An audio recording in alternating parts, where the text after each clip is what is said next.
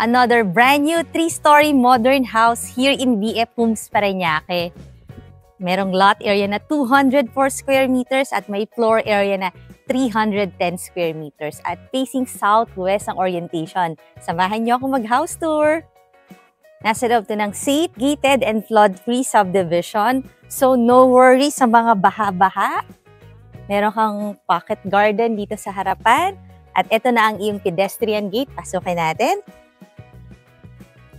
Kaya kung gusto mo na magkaroon ng bagong bahay sa nasa isang magandang community, definitely magugustuhan mo to.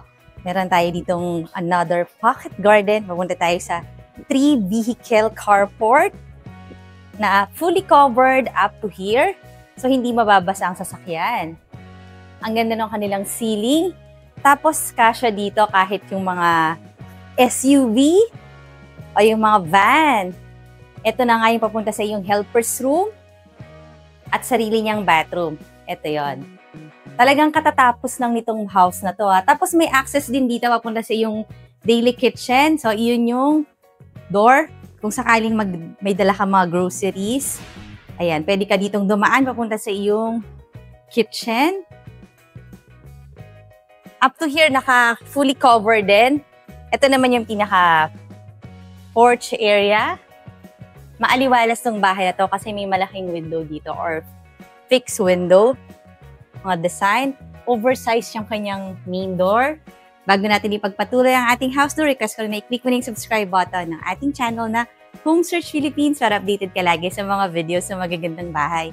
So, na natin. Welcome to your elegant 3-level house. Meron tong 5 bedrooms.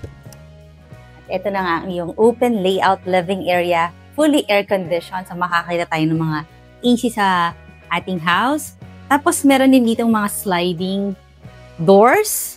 Kita mo naman dito yung garden.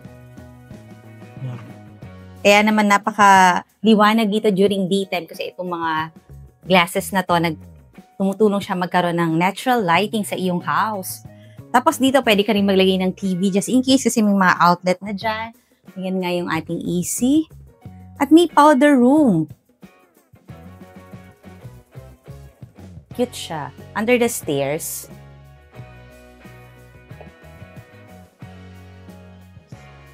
As in, katatapos lang talaga nitong house mo.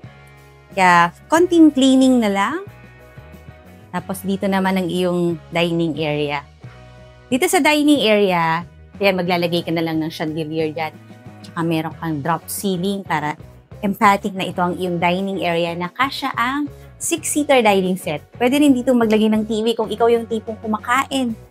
Habang nanonood ng TV. So, ito na yun. Pwede mo siya i-convert as your media wall.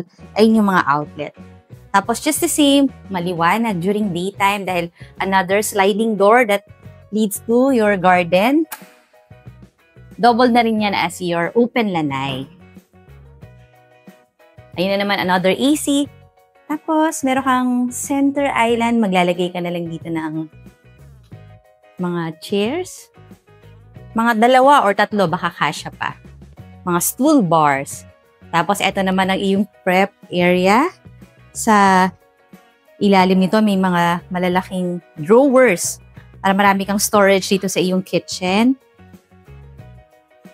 And then, ito, type ko tong kanilang sink area. Kasi ang ganda ng kanilang sink. Ayan, may mga ganyan pa, oh. Ayan, oh. Galing.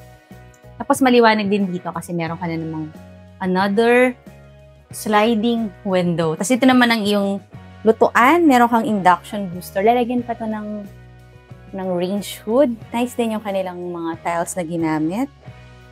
Ito, lalagyan ng yung mga pwedeng cutleries, na mga fork and spoon.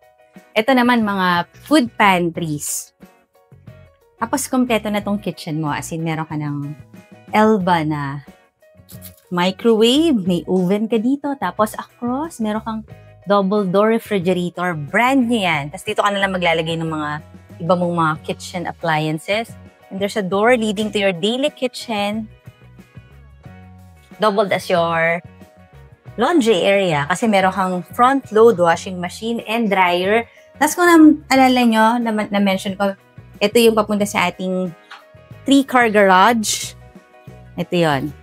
So nga, kung galing ka nga ng market, ayan. Diba? Talagang naka-tiles na lahat. Tapos yan uli yung needs room and your driver's room. Tapos may cover din naman ito. At mataas ang kanyang wall.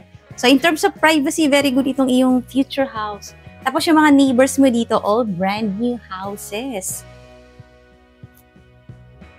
And may lutuan ka rin dito, 3-burner stove. And marami ka rin mga cupboards na hanggang dun sa taas para marami kang paglagyan ng iyong mga kitchenwares.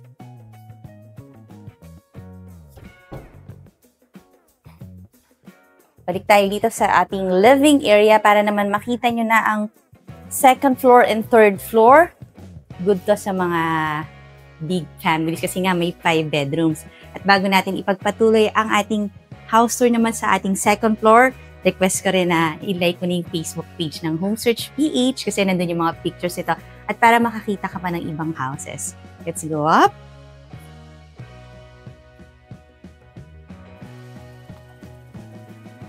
May mga step lights dito sa yung staircase. Tapos, ito na naman, meron ka na namang mga windows dito. Panoramic windows para may natural light. Pag inopen mo, ayan, meron kang ventilation. Tapos ito, mga tempered glass. Parang multi-level to kasi dito sa level na to, meron kang bedroom na nakalock. Anyway, punta tayo sa next room. Pero lahat ng bedroom may sariling bathroom. At lahat may sarili na ring AC. And this is the master.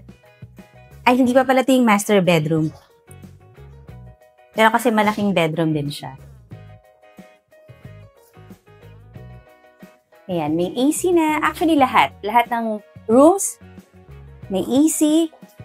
Tapos, lahat syempre may floor-to-ceiling height cabinet. Ayan. Lalagyan na lang siguro to ng mga handles kasi hindi siya push to open. Tapos, ayan, may own bathroom.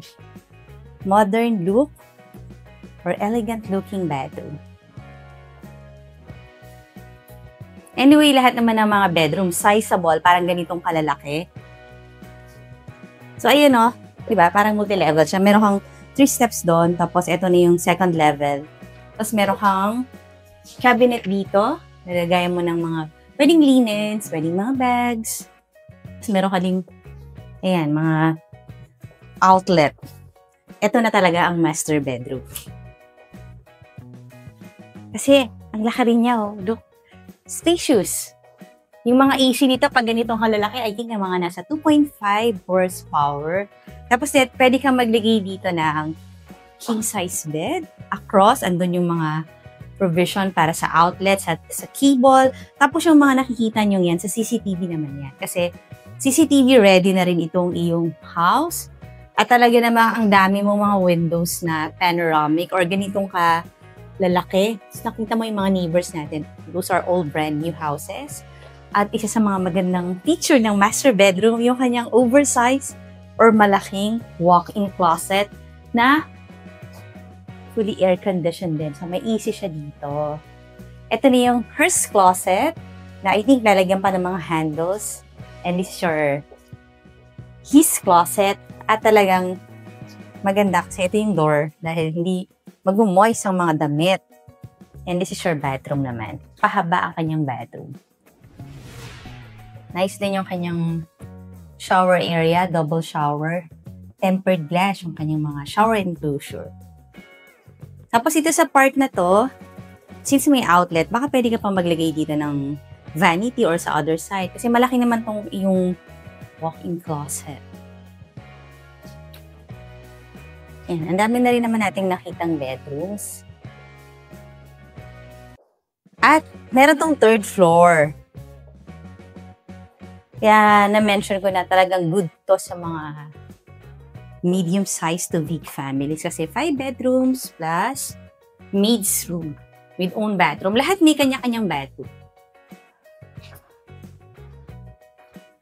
Ito talagang window na siya kasi nabubuksan siya. At hindi naman kayo matakot dahil very safe itong subdivision. Hindi naman uso dito yung mga burglars. So, okay lang kahit maraming mga glass. Ganito, glass. So, maliwanag dito sa yung 3rd floor. At meron ka na kagad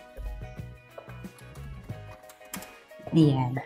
Malaking balcony. Ay, ang taas ha. Ang taas natin. So, pwede kang maglagay dito ng mga potted plants. Partially covered na rin. Pero maganda maglagay dito ng mga outdoor furniture.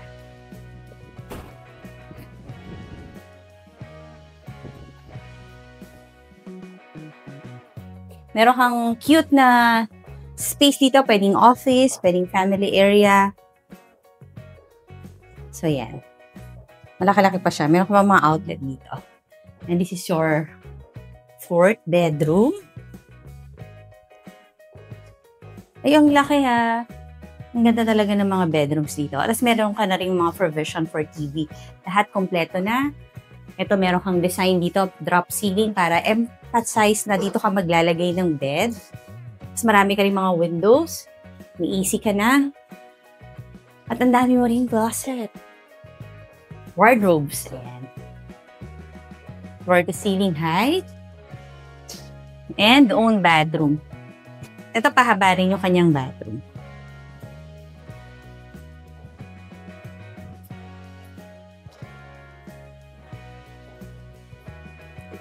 Let's see the final room. Kanino bang room ito? Sa iyo bang panganay? Kay bunso? O kay panggitnang anak? Ayun o, na-appreciate ko talaga lahat. Meron nang naka-ready na mga outlet. So, dito ka maglalagay ng TV, tapos dito ka maglalagay ng iyong bed. Corner room din, kaya maraming windows, may AC na. Tapos, ang ganda rin ng kanyang bathroom mo. Ito naman, black yung kanyang bathroom. Maganda yung mga bathroom fixtures. Mga high quality.